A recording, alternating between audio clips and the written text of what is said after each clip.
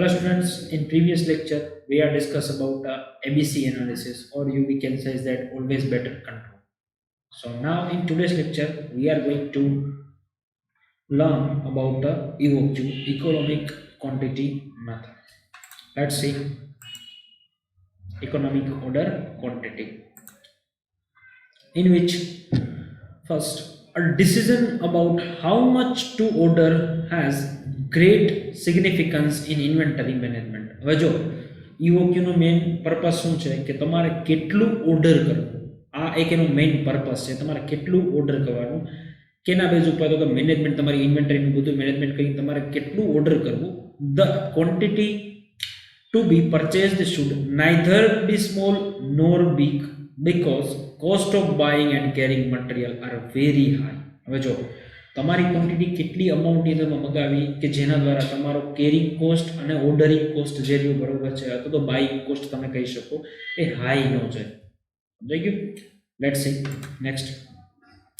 Economic order quantity is the size of the lot to be purchased which is economical viable. એટલે economic order quantity કેવા શું માંગે છે કે તમે કંઈ પણ વસ્તુ જો પરચેસ કરવી હોય તો એવી રીતે તમારે પરચેસ કરવાની કે જેના થ્રુ ઓછા રૂપિયા તમે જાજી ક્વોન્ટિટી તમે મગાવી શકો અને સારી ક્વોલિટીની અંદર. અને આપણે છે this is the quantity of material which can be purchase at minimum cost. જો આવ્યું કે તમે કોઈ એવી વસ્તુ તમે મગાવો બરોબર કે જેના થ્રુ તમને ઓછા રૂપિયા જાજી વસ્તુ તમને મળી જાય. હવે જો તમને એક એક્ઝામ્પલ તમને હું આપું કે આપણું જીએસઆરટીસીનું એક પોર્ટલ છે ઓનલાઈન, જીએસઆરટીસી. ત્યાંથી તમે જો ઓનલાઈન બુકિંગ તમે કરાવશો કોઈ પણ ટિકિટનું અથવા તો રિઝર્વેશન તમે કહી શકો, બરોબર છે, તો તમને શું થશે કે પર ટિકિટ તમને અમુક રૂપિયાનું ટૂંકમાં સપોઝ સમજી લો કે અહીંથી તમારે બરોડા જવું છે તો એક જણાની ટિકિટના 165 રૂપીસ છે જીએસઆરટીસીની અંદર. 165 રૂપીસ તમે છે 10 ટિકિટ તમે છે એક સાથે તમે 6 ટિકિટ બુક કરાવી શકો. તમે 6 ટિકિટ એક સાથે કરાવશો બરોબર છે, ડિસ્કાઉન્ટ માઇનસ થઈને તમારે 1014 રૂપિયામાં તમને એ 6 ટિકિટ તમારી પડશે. અને જો તમે ઓ મહિને જોવા જશો તો તમને આના કરતાં વધારે કોસ્ટલી પડશે. શું કામ? તમે ઓનલાઈન બુકિંગ કરો છો, પ્લસમાં જાજી ક્વોન્ટિટીમાં તમે બુકિંગ કરાવો તો તમને શું થયું, તમને ફાયદો ત્યાં શું થયો, આ તમે ઇકોનોમિક ઓર્ડર ક્વોન્ટિટીનો યુઝ કર્યો. એનાથી શું થશે, ઓછા રૂપિયા છે તમને એક તો જો તમારી એક સીટ કન્ફર્મ થઈ ગઈ, પછી પ્લસમાં ઓછા રૂપિયા છે તમારે જાજો તમને ફાયદો થઈ ગયો કે 6 સીટ તમારે જેટલી 7 કે 8 સીટ જેટલા રૂપિયા થાય એટલા રૂપિયામાં 6 સીટ થઈ ગઈ અને આરામથી. Then after, generally economic order quantity is the point at which inventory carrying cost are equal to order cost. હવે જો શું છે જનરલી ઇકોનોમિક ઓર્ડર ક્વોન્ટિટી શું કહેવા માંગે છે કે inventory carrying cost are equal to order cost. હવે જે ટ્રાન્સપોર્ટેશન જે કોસ્ટ હોય બરોબર, ઘણીવાર શું થઈ જતું, ટ્રાન્સપોર્ટેશન કોસ્ટ અને ઓર્ડર કોસ્ટ બંને સેમ થઈ જતી હોય. જે વસ્તુ તમને અહીંયા મળી રહેતી હોય એ તમે છે મુંબઈથી તમે ઓર્ડર કરો તો દિલ્હીથી તમે ઓર્ડર કરો તો આમાં શું થાય કે તમને જેટલી ઓર્ડર કોસ્ટ હોય એના કરતાં તમને વધારે તમને ટ્રાન્સપોર્ટેશન કોસ્ટ અથવા કેરિંગ કોસ્ટ તમને પડે. Then after that, in determining economic order quantity, it is assumed that cost of managing inventory is made of solely of two parts, that is order cost and carrying cost. હવે જો કોઈ પણ economic order quantity તમે અથવા તો કોઈ પણ business લઈ લો, એ છે મેઇન કઈ બે વસ્તુને જોઈને ઓર્ડર કરતું હોય કે આપણી ઓર્ડર કોસ્ટ કેટલી થાય છે, ટ્રાન્સપોર્ટેશન કોસ્ટ આપણી કેટલી થાય છે. આ બે વસ્તુની ખાસ પહેલાં મેઝર કરશે કે ભાઈ આ પ્રોપર છે કે નથી થતું. જોઈએ આપણે આગળ એક ગ્રાફ દ્વારા આપણે એને સમજીએ. સપોઝ સમજી લો કે આ બે આપણી પાસે એક્સ અક્ષ ને વાય અક્ષ છે. એના ઉપર હું એક્સ એક્સિસ ઉપર હું છે એન્યુઅલ કોસ્ટ રાખું છું, વાય એક્સિસ ઉપર છે હું રીઓર્ડર ક્વોન્ટિટી રાખું છું. પેલી જે આપણે આજે અહીંયા લાઈન ડ્રો કરેલી છે એ કઈની છે તો કે હોલ્ડિંગ કોસ્ટ. કઈ રીતે હમણાં તમને હું સમજાવું.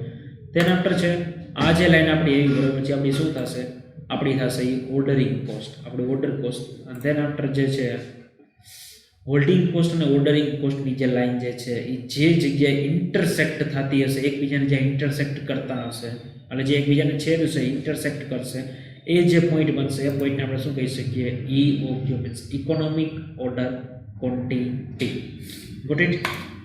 એના માટે આપણને ટોટલ કોસ્ટ આપણી કેટલી થશે, જો આ રેડ લાઈન જ્યારે આપણી ટોટલ કોસ્ટ. હવે જો આપણે સમજીએ એક એક્ઝામ્પલ દ્વારા. હવે જો ઓર્ડરિંગ કોસ્ટ એટલે શું થશે? પહેલાં તો સૌથી પહેલાં ઓર્ડરિંગ કોસ્ટ એટલે એવી વસ્તુ થશે કે તમે કોઈ પણ 10 વસ્તુ મગાવો, બરાબર છે, 100 વસ્તુ મગાવો તો તમને તમારા કોસ્ટ તમને થવાની છે ઓર્ડર કરવાની. સમજી લો એક પ્રોડક્ટ તમને 1000ની હોય તો 100 મગાવો તો 10,000 રૂપિયા તમને થવાના હોય, બરાબર છે. હવે એ જ તમે 10,000 પ્રોડક્ટ તમે મગાવશો, બરાબર છે, 100 રૂપિયાની 1 લાખે, તો તમને 1 લાખમાં નહીં આપે, તમને કેટલામાં આપી જશે? 80 થી 90,000માં આપી દેશે. શું કામ? તમારી ક્વોન્ટિટી વધારે છે. ક્વોન્ટિટી જ્યારે જો આપણે ઘણીવાર આપણે જોતા હોય કે આપણા મમ્મી કે કોઈ જો શાક માર્કેટમાં ત્યાં જાય ને શું કરે, એક સાથે છે 2-3 લેડીઝ એક સાથે જશે, એ શું કરશે, ત્યાંથી શાક કોઈ પણ એક વ્યક્તિ જે પાસેથી તમે સમજી લો કે બટેટા લીધા, તો બટેટા એ સમજી લો 30ના દેતો હોય, 30ના કિલો, તો શું કહેશે, આમ 4 જણા છીએ, એમાં બધાને જે કિલો, આમાં બધાને 2-3 કિલો લેવા છે, તો એ શું કરશે, હાલ એક કામ કરો, 40 જગ્યાએ તમે 30ની જગ્યાએ તમે લોકો 20માં લઈ જાઓ, હાલો. તો એ શું કર્યું એને, ત્યાં આપણા જે મધર્સ ને લોકો ત્યાં એને શું કર્યું, ત્યાં એને છે ને ઇકોનોમિક ઓર્ડર ક્વોન્ટિટીનો યુઝ કર્યો. શું કામ? તો કે જાજી ક્વોન્ટિટીમાં એકસાથે લીધા એની પાસેથી બટેટા, તો ઓલાને શું થશે કે એને શું કર્યું, કાંઈ વાંધો નહીં, લઈ જાઓ તમે, હું તમને રૂપિયા ઘટાડી દઉં. તો ધીસ ઇઝ, જો આવી વસ્તુ કોઈ પણ બિઝનેસ સેક્ટરમાં કોઈ બિઝનેસમેન હોય ને એ પણ આ વસ્તુનો યુઝ કરતો હોય કે જાજી ક્વોન્ટિટીમાં ઓર્ડર દઈ દેવાનો, બરાબર છે. તો એનાથી શું થશે, તમને તો ટ્રાન્સપોર્ટેશન કોસ્ટ તમારી ઓછી થશે, બરાબર છે. જો તમે 100 યુનિટ મગાવો, બરાબર છે, સમજી લો કે કોઈ એક ટ્રક છે એ આયરન અથવા રોડ મગાવે છે, રોડ એટલે સળિયા, લોખંડના સળિયા મગાવે છે, આયરન રોડ, તો એક એ ટ્રકની અંદર જો આવવાના છે 100 સળિયા છે, એમને તો આવી નહીં જાય, ટ્રકની અંદર મગાવ્યો, ટ્રકમાં છે 100 સળિયા મગાવ્યો, બરાબર, ટ્રકનું ભાડું કેટલું થાય છે, ટ્રકનું ભાડું એ તમને કે ભાઈ 10,000 રૂપિયા ટ્રકનું ભાડું થશે. એટલે જો આ ઇક્વલ થઈ ગયું તમારી ક્વોન્ટિટીથી, થયું કે નહીં, તમારી જે ઓર્ડર ક્વોન્ટિટી હતી એને ઇક્વલ તમારી ટ્રાન્સપોર્ટેશન અથવા તો કેરિંગ કોસ્ટ થઈ ગઈ. હવે અહીંયા પણ તમે જે 100 મગાવો છો, બરાબર છે, એની જગ્યાએ 10,000 ક્વોન્ટિટીમાં મગાવો છો, બરાબર છે, તો બી ટ્રક વાળો એટલા જ લેવાનો છે, 10,000. શું કામ? તો કે 100 લઈને આવશે તો પણ એને એટલું ફ્યુલ જોશે, 1000 લઈને આવશે તોય ફ્યુલ જોશે, 10,000 લઈને આવશે તો એટલું ફ્યુલ જોશે. Got it?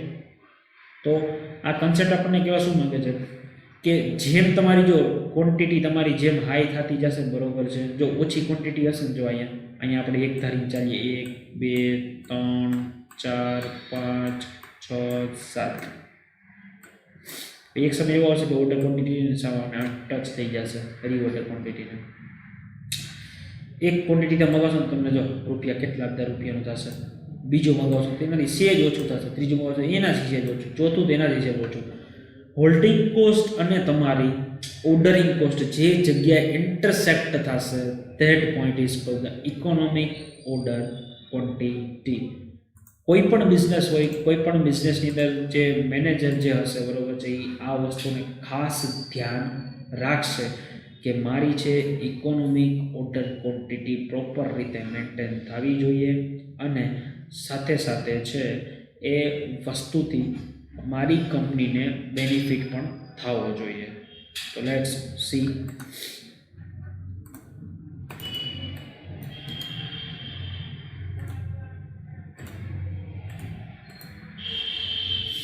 તો અહીંયા આપણે વાક્ય આપણને કીધેલું છે, economic order quantity is the order quantity that minimize the total inventory holding cost and carrying cost. હવે આનું શું કામ છે એ જો કેવું, તો કે એ હોલ્ડિંગ કોસ્ટ ને ઓર્ડરિંગ કોસ્ટને બેને છે ને મિનિમાઇઝ કરવાનું કામ કરે છે. Let's see what is the ordering cost. This are cost that are associated with the purchasing or ordering of material. બરોબર છે. ઓર્ડરિંગ કોસ્ટ એટલે શું થાય કે તમે કોઈ વસ્તુ પરચેસ કરો છો ત્યારે તમે જે મટીરિયલના તમે નાણાં જે ચૂકવો છો એને તમે કહી શકો ઓર્ડરિંગ કોસ્ટ. એની અંદર કઈ કેવા શું સમાવેશ થાય? Inspection cost of incoming material. જે તમારી પાસે મટીરિયલ આવ્યું છે, સપોઝ સમજી લો તમે છે આયરન રોડ તમે મગાવેલી હતી, તો ઇન્સ્પેક્શન તમે એવું કરશો કે ભાઈ એકેય રોડ છે કટાઈ ગયેલી તો નથી આવી ગઈ, એકેય રોડ જેટલી લંબાઈ માટે આપણે મગાવેલી છે કદાચ ટૂંકી તો તમને નથી આવી ગઈ. એના છે cost of stationery, typing, postage, telephone charges etcetera. હવે તમે છે ઓર્ડર જ્યારે કરશો ત્યાં ઓર્ડર તમે કેવી રીતે કરશો? તમારે કઈ વસ્તુની જરૂર પડશે તો પછી તમારે ટેલિફોનમાં વાત કરવાનું થાય તો એનું બિલ આવે, પછી તમે કંઈ બિલ જો તમારે બનાવી દેવાનું અથવા તમે કંઈ રૂપિયા ચૂકવશો અથવા તો કંઈ તમારે પત્ર વ્યવહાર કરવાનો તો આ બધા ખર્ચા તમને થશે. ધેન આફ્ટર છે expenses incurred on transportation of goods purchase.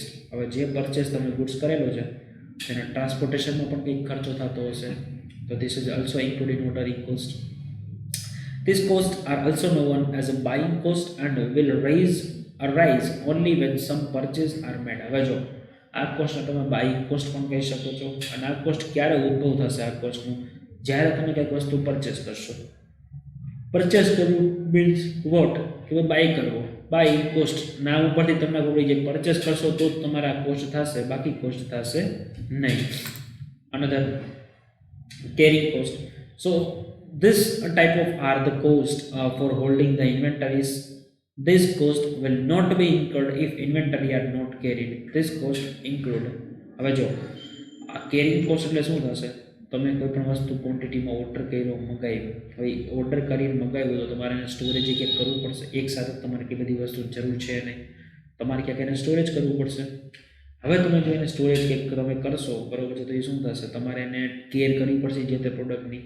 મેં તમને કાલે પણ તમને મેં એક એક્ઝામ્પલ આપેલું હતું કે સમજી લો કોઈ કોલ્ડ સ્ટોરેજ હોય, બરાબર છે, કોઈ સ્ટોરેજ હોય તો એની અંદર છે અલગ અલગ ફ્રૂટ્સ રાખેલા, અમુક ટૂંકમાં શાકભાજી કે એવું કાંઈ રાખેલું હોય, તો શું થાય તો કે એ બધાને મેન્ટેન કરવા માટે પણ છે એ કોલ્ડ સ્ટોરેજને મેન્ટેનન્સનો ખર્ચો આવતો હોય કાંઈક, તો એ શું થયું? કેરિંગ કોસ્ટ કહેવાય આપણે. તેના પર છે એની અંદર કઈ કઈ વસ્તુ ઇન્ક્લુડ થાય? તો cost of capital invested in inventories and interest will be paid on the amount of capital locked up in inventories. હવે જો cost of capital inventory invested in inventory. હવે જો ઇન્વેન્ટરી એટલે શું થાય? સ્ટોર કરવા માટે એ રો મટીરિયલ જે છે, બરાબર છે, એને તમે પરચેસ કાંઈ કર્યું એની પાછળ જે કોસ્ટ તમને થતી હોય એને મેન્ટેન કરવા માટે ઇન્વેસ્ટ તમે જે કર્યું હોય ઇન્વેન્ટરીની અંદર એ કોસ્ટને તમે ઇન્ક્લુડ કરી શકો કેરિંગ કોસ્ટ તરીકે. Next, cost of storage which could have been used four other purpose. હવે કોસ્ટ ઓફ સ્ટોરેજ જેનો બીજા પર્પઝ માટે પણ જો તમે એને યુઝ કરતા હોય.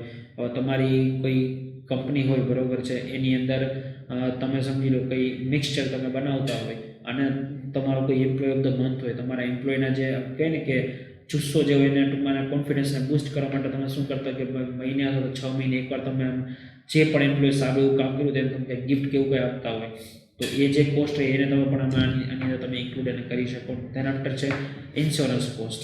હવે ગોડાઉનની અંદર તમે કોઈ પણ વસ્તુ રાખેલી હોય, ક્વોન્ટિટી આવી ગઈ હોય તો એને તમારે ઇન્સ્યોરન્સ પણ અમુક વખતે લેતા હોય. શું કામ? તો કે કદાચ કાંઈ એવી દુર્ઘટના થઈ જાય તો એનાથી શું થાય કે એની સામે એનું નુકસાન ન થાય, થોડુંક તેને રક્ષણ મળી રહે. હવે સમજી લો કોઈ શોર્ટ સર્કિટના લીધે કદાચ આગ લાગી જાય તો એ જેટલો ગુસ્સો બધો એ ટૂંકમાં બળી જાય, તો એના કરતાં શું થાય ત્યારે સાવ નુકસાન થાય. પણ એની જગ્યાએ જો એને ઇન્સ્યોરન્સ લીધેલો હશે તો શું થશે? કાંઈક એને ટૂંકમાં ક્લેમ કરીને રિટર્ન મેળવી શકશે. Next, cost of spoilage in handling of material. હવે કાંઈ તમારું એવું મટીરિયલ હોય, બરાબર છે, કે જેનાથી તમને ઇન્સેક્ટનો તમને ડર હોય, બરાબર છે, કોઈ જીવજંતુ આવી જશે તો ઉંદર આવી જશે, આ તે તેનો તમે કંઈ પેસ્ટ કંટ્રોલ કેવું કંઈ તમે કરાવતો હોય તો આ પણ તમે છે આની અંદર તમે ઇન્ક્લુડ તમે કરી શકો મેન્ટેન કરવા માટે છે તે તમારી પ્રોડક્ટને. તો this is also include in the carrying cost. Next છે formula of economic order quantity. Let's see. EOQ is equal to 2U into P divided by S. હવે જે U એટલે શું છે? ક્વોન્ટિટી પરચેઝડ ઇન યર અથવા તો month. જે તમને ઇન્ફોર્મેશન રકમમાં આપેલું હોય એ મુજબ. જો તમને મંથમાં આપેલું હોય તો મંથ વાઇઝ, જો તમને યુનિટ્સમાં આપેલું હોય તો યુનિટ્સ વાઇઝ. જેના પર છે P. P represent the cost of placing in order. જ્યારે તમે ઓર્ડર પ્લેસ કર્યો ત્યારે ઓર્ડરિંગ કોસ્ટ તમારી એટલે P છે. જેટલી ક્વોન્ટિટી તમે પરચેસ કરી છે એ તમારો U છે, અને S શું છે? એન્યુઅલ અથવા તો monthly cost of storage of 1 unit. એક યુનિટને સ્ટોર કરવા માટે તમારે મંથલી, જે તમને મંથલી આપેલું હોય તો મંથલી બેસિસ ઉપર, અને એન્યુઅલ આપેલું હોય તો એન્યુઅલ બેસિસ ઉપર પર યુનિટને સ્ટોર કરવાનો તમારો મંથલી અથવા તો એન્યુઅલ એક્સપેન્સીસ કેટલો થાય છે. What it? સો આ લેક્ચરની આપણે અહીંયા સુધી રાખીએ. Thank you very much.